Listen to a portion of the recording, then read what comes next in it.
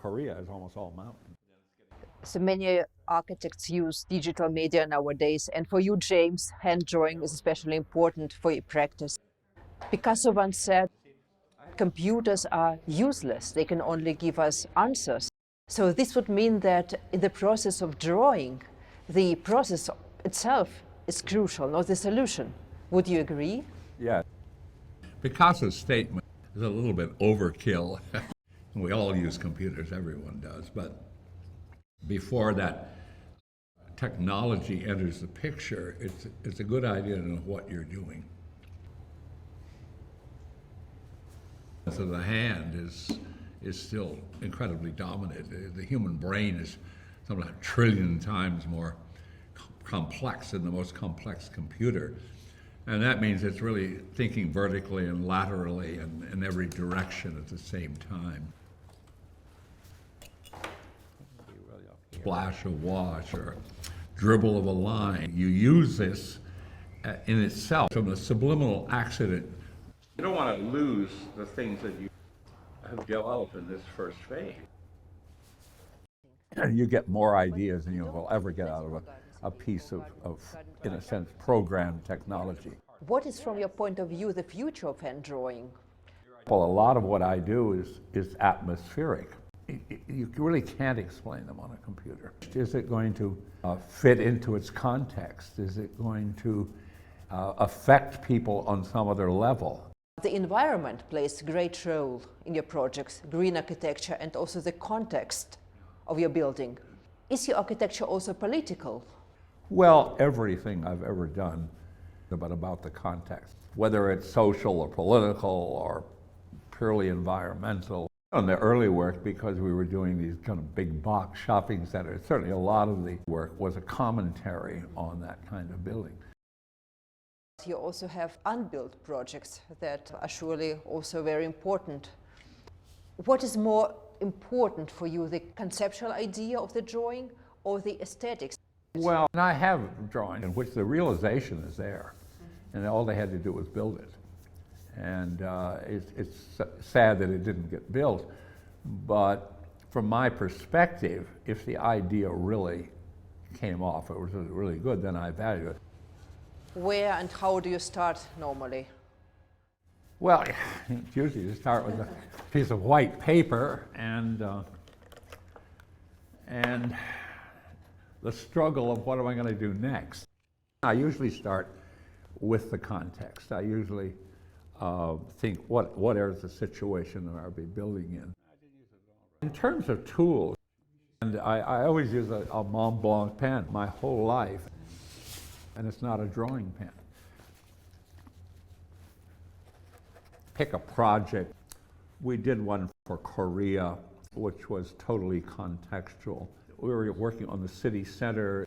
So what the context was, going on like that, it was really a series of low mountains, and there was a famous mountain where apparently Buddha went for his enlightenment. On both sides of the site, there were these long, tall trunk trees. And so I would give these mountains some identity, including the big mountain there, and then this, and then a little bit of identity to these trees at the side, very lightly done. Just so I get a sense. It was right in front of the mountain. It might be interesting to create a building.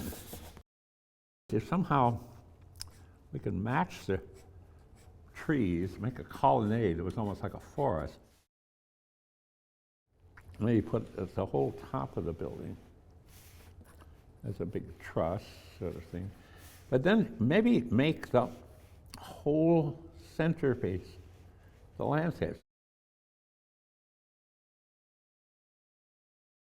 But as a public building, and put these 3 mountains so that coming down, the entire building would be floating. It's basically an upside down view of that landscape. And supported by the forest. And then you would have this large space under it, this which would really come out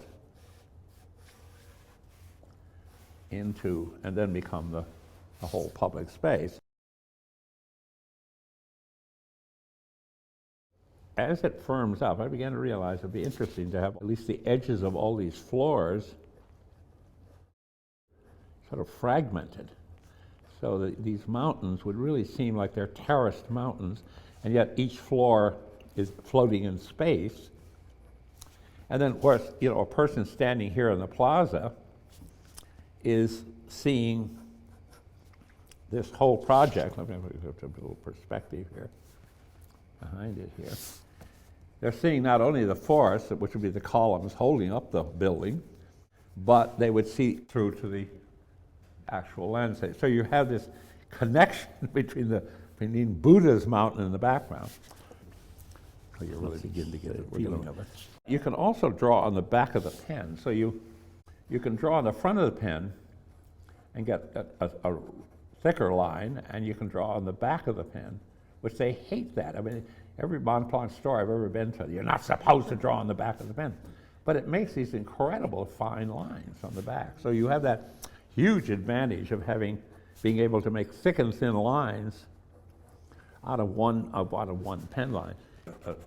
This is a rotring pen. It's a simple pen where I'm beginning to get a little more confident. I know I want to do these trees, keep these forests.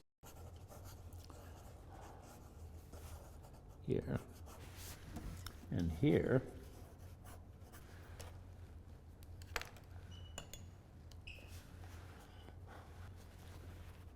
So these become, you know, more definable part of the site. They become a clear part of the whole ensemble. As you see, the advantage is that I can go so fast with this process. This is a key environmental feature. And then I start working into the building itself and trying to balance that colonnade system so it matches the forest. This is a whole floating building coming down.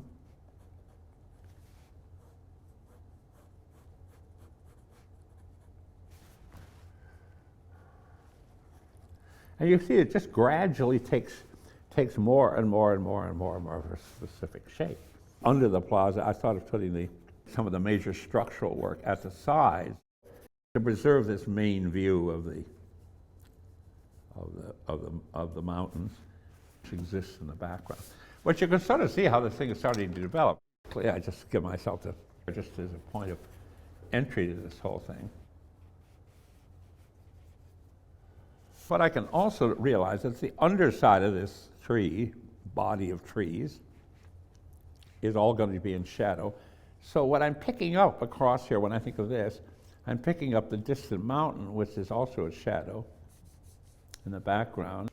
You're taking advantage of what nature's already offering, which is a lot of texture and shadow, and what you're trying to do is bring it gradually. As I use whiteout to define where the foreground columns are and where the background columns are. Mm-hmm. So in order to keep that rhythm of those trees, then I have to really start thinking seriously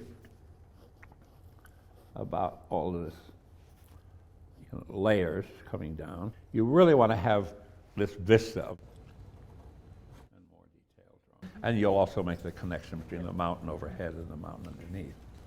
It's pretty evident so far that I have what a computer really couldn't do. I put together a lot of information here. I'm always working with the fact that the light and shadow factor